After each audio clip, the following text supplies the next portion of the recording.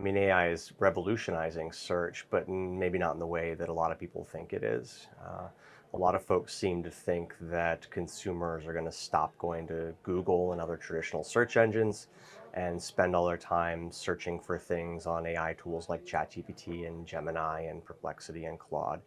What we've found is that that is not yet the case, which makes us question if it will become the case. But when we ran this analysis last fall, we combined the amount of time people spent searching for things on ChatGPT and Gemini and Claude and Perplexity, and we put that into a big bucket of time spent with the amount of time people spend looking for things on Google search and on Bing. And what we found was when you add all that time together, those generative AI tools accounted for only 3.3% of the time people spend looking for information online in the US. And that traditional search engines like Google and Bing actually account for almost 97% of the time that people spend looking for information. So how do you see the road ahead in terms of this mix, or will AI be a default search at some point, or where might this be going? Well, I mean, if Google has anything to say about it, and given their size, their importance, the fact that almost everyone who goes online uses them almost every time they go online, I think they are likely to have something to say about it. Um, I think they would like to make AI search just a normal part of regular traditional search. They're working really hard to blur the lines as aggressively as possible. We saw that when they introduced AI overviews a couple of years ago. We saw it when they introduced AI mode last year. And we saw it again just a few days ago when they said that people who click to expand an AI overview are basically now going to be taken into an AI mode experience. That's someone who one click before was going to a traditional search engine and typing in a traditional search query. And if you want to see the AI overview that summarizes all the 10 blue links and their information and gives you a quick response, if you want to see that full response from AI overviews, you actually now are in a full-fledged AI chatbot.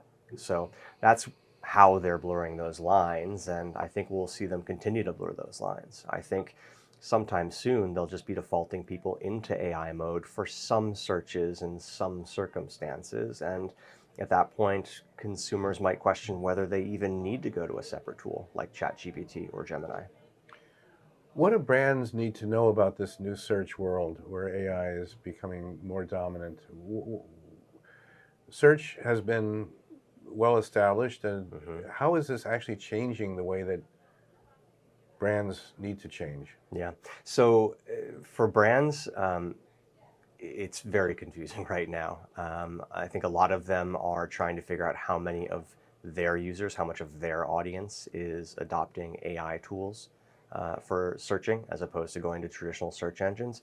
But again, when we look at the numbers overall across the US online population, about 97% of the time people spend looking for information online is spent with traditional search engines, and only about 3% is spent with the leading AI tools. What that means is if you only have the time, the budget, the resources to focus on search or AI, if you're thinking about balancing between those two, traditional search is still clearly in the lead. 30 plus times more time spent with traditional search engines right now than with these AI tools looking for information. Having said that, as Google continues to blur the lines between traditional search and AI search, it's going to get a lot messier. One of the things we know is that as many as half of Google searches now feature an AI overview. And we also know that increasingly they're going to push people into AI mode from those traditional search results. And so it's not as simple as saying people still mostly go to Google, very few people are defaulting to ChatGPT, because when people go to Google, they're seeing AI responses. And what that tells me is if I was trying to optimize for one AI engine over another, I'd be trying to optimize for Google's tools, because 5 billion people a month do a search on Google. A lot of them are seeing AI overviews. If you can show up there, you've got a huge reach. A lot of those people are getting pushed into AI mode. If you can show up there, you have significant reach as well. What about best practices for content creators and publishers, and what should they be doing? Yeah, it's really fascinating for content creators because they're already having a bit of a moment over the last year or two as advertisers have increasingly focused on leveraging those creator voices to reach consumers.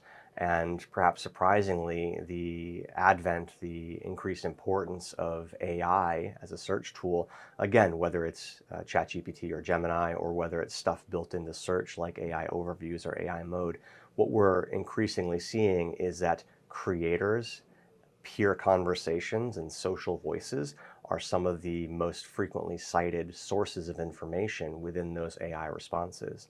It looks like different large language models prefer different social sites and platforms when they look for references to cite, but almost all of them are leveraging mostly social sources as opposed to corporate information, government information, things like that. So we see a lot of these AI chatbots are leaning heavily on details that they're finding from Reddit, from YouTube, from Wikipedia in some cases, things that consumers, that regular people are creating. Now, some of those places you can't pay creators to post on your behalf. You can't do that on Wikipedia, and it's pretty hard to do that on Reddit. But what advertisers and retailers might be interested in is that there are commonly cited sources that the AI tools love to use where you can pay creators to post content on your behalf. YouTube initially or immediately springs to mind there, where there's already a well-established ecosystem of advertisers paying creators to post branded content onto YouTube. I think that it will be important for marketers and retailers to keep an eye on which sources of information these AI tools are referencing in their vertical category for the audiences that they're trying to reach and the prompts that they're trying to get mentioned in the responses to, and to look at whether they can leverage creators to talk about them and their brand and their products within those sources.